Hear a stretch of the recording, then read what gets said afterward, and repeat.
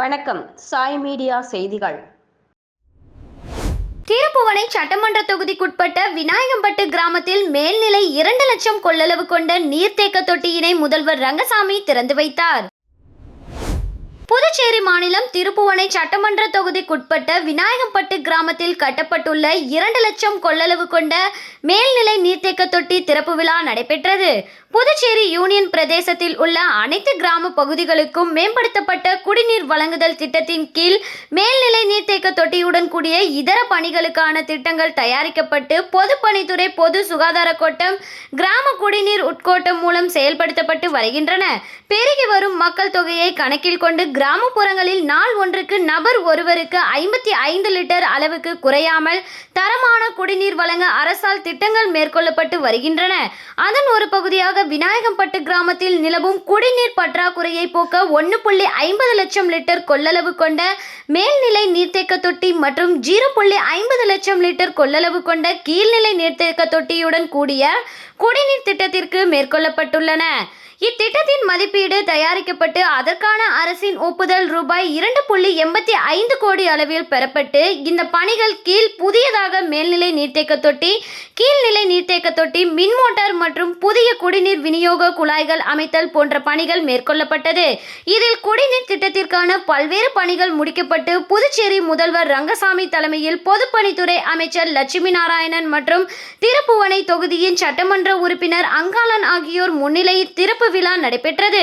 இவ்விழாவில் தலைமைச் செயலர் சரத் சவுகான், பொதுப்பணி செயலர் முத்தம்மா, பொதுப்பணித்துறை தலைமை பொறியாளர் வீரச்செல்வம் உட்பட அதிகாரிகள், பொதுமக்கள் திரளாக கலந்து கொண்டனர். அரசு அதிகாரிகளை பணி செய்ய விடாமல் தடுத்ததாக பொதுப்பணித்துறை ஊழியர்கள் மீது போலீசார் வழக்கு பதிந்தனர்.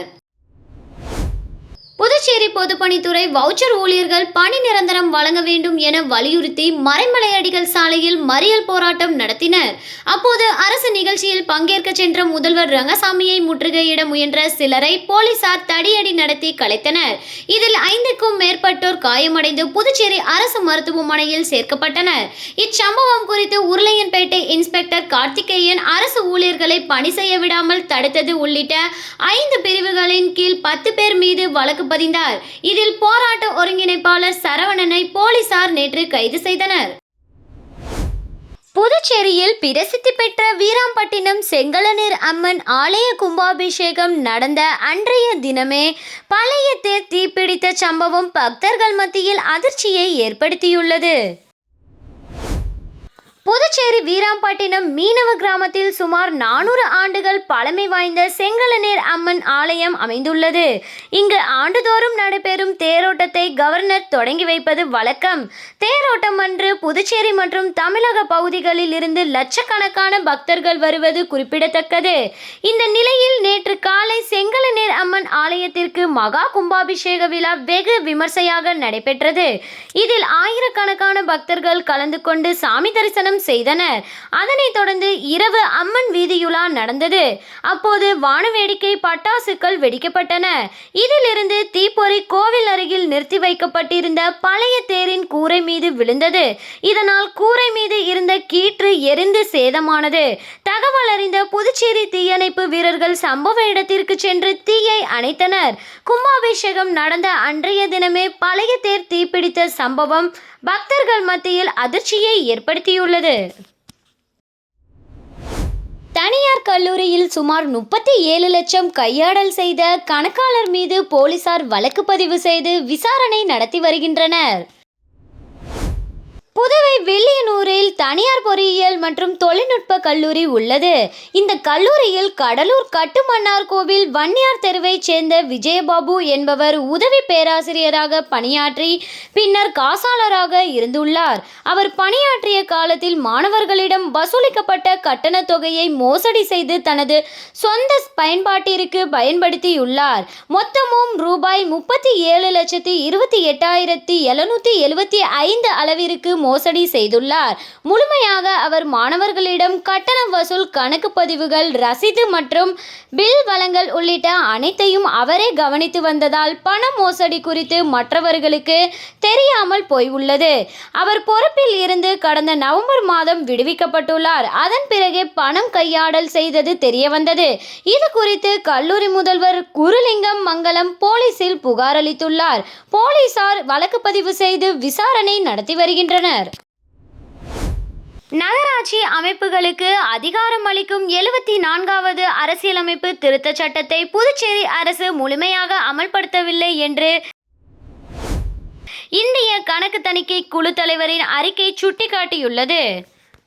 புதுச்சேரி சட்டப்பேரவையில் இந்த அறிக்கை வியாழக்கிழமை தாக்கல் செய்யப்பட்டது. இது தொடர்பாக செய்தியாளர்களிடம் பேசிய தமிழ்நாடு புதுச்சேரி முதன்மை கணக்காய தலைவர் திருப்பதி வெங்கடசாமி, 74வது அரசியலமைப்பு திருத்தச் சட்டம் நகராட்சி அமைப்புகளுக்கு 18 செயல்பாடுகளை பகிர்ந்து அளிக்க வழிவகை செய்துள்ளது. ஆனால் புதுச்சேரியில் இச்சட்டம் 4 செயல்பாடுகளை மட்டுமே பகிர்ந்து அளித்து அமல்படுத்தியுள்ளது. அதனால் இந்த திருத்தச் சட்டம் முழுமையாக இங்கு அமல்படுத்தவில்லை. மேலும் புதுச்சேரியில் 2006ஆம் ஆண்டுதான் நகராட்சி அமைப்புகளுக்கு தேர்தல் நடந்தது. இதில் தேர்ந்தெடுக்கப்பட்ட மக்கள் பிரதிநிதிகள் 2011ஆம் ஆண்டு வரை பதவியில் இருந்தனர். அதற்கு பிறகு இந்த தேர்தல் நடத்தப்படவில்லை. மேலும் புதுச்சேரியில் உள்ள நகராட்சி அமைப்புகள் சொந்த வருவாயை பெருக்காமல் புதுச்சேரி அரசின் வருவாயை சார்ந்து இயங்கி வருகின்றன. பெண்கள் மற்றும் குழந்தைகள் மேம்பாட்டுத்துறை முதியோர் ஓய்வூதியத்துக்கான விண்ணப்பங்களை மின்னணு முறையில் பெறாதது தவறு என்பதை சுட்டிக்காட்டியுள்ளோம். மேலும் புதுச்சேரி, காரைக்காலில் இறைச்சி கூடங்களை பராமரிப்பதில் பல குறைபாடுகள் இருப்பதையும் குறிப்பிட்டுள்ளோம் என்றார் திருப்பதி வெங்கடசாமி. பேட்டியின் போது புதுச்சேரி அலுவலகத்தின் தலைமை அதிகாரி சுகேந்திரன் உள்ளிட்ட அதிகாரிகள் உடனிருந்தனர். புதுச்சேரியில் மணல் திருட்டில் ஈடுபட்ட ஓட்டுநரை கைது செய்த போலீசார் லாரியை பறிமுதல் செய்ததுடன் லாரியின் உரிமையாளரை தேடி வருகின்றனர். புதுச்சேரி வெள்ளியனூர் காவல் நிலைய போலீசார் தமிழ்மாறன் மற்றும் புருஷோத்தமன் ஆகியோர் நேற்றிரவு கூடம்பாக்கம் மெயின் ரோட் பகுதியில் ரோந்து பணியில் ஈடுபட்டிருந்தனர். அப்போது அவ்வழியாக சந்தேகத்திற்கு இடமான வகையில் லாரி ஒன்று வேகமாக வந்தது. இதையடுத்து லாரியை போலீசார் நிறுத்தி விசாரித்தனர். அதில் ஓட்டுநர் விழுப்புரம் மாவட்டம் பக்கிரபாளையம் பகுதியைச் சேர்ந்த தியாகராஜ், 30 வயது என்பது தெரியவந்தது. மேலும் அவர் முன்னுக்கு பின் முரணாக பதிலளிக்கவே சந்தேகமடைந்த போலீசார் லாரியை சோதனை செய்தனர்.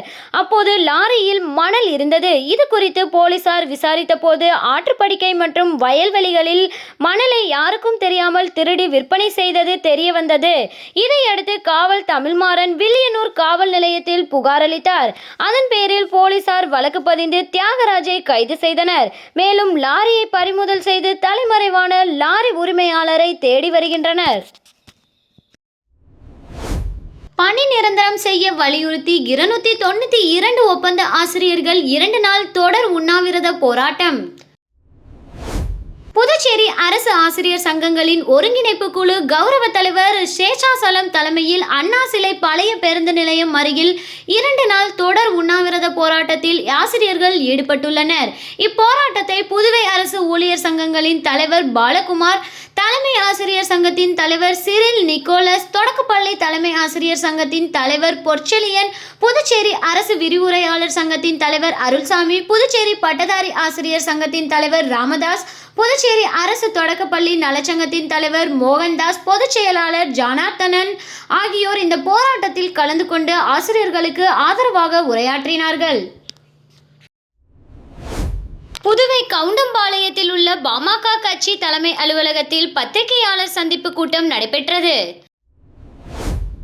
புதுவை மாநிலத்திற்கு 3 மண்டல பிரிவாக பொறுப்பாளர்களை மருத்துவர் அன்புமணி ராமதாஸ் அவர்கள் நியமித்து உள்ளார்.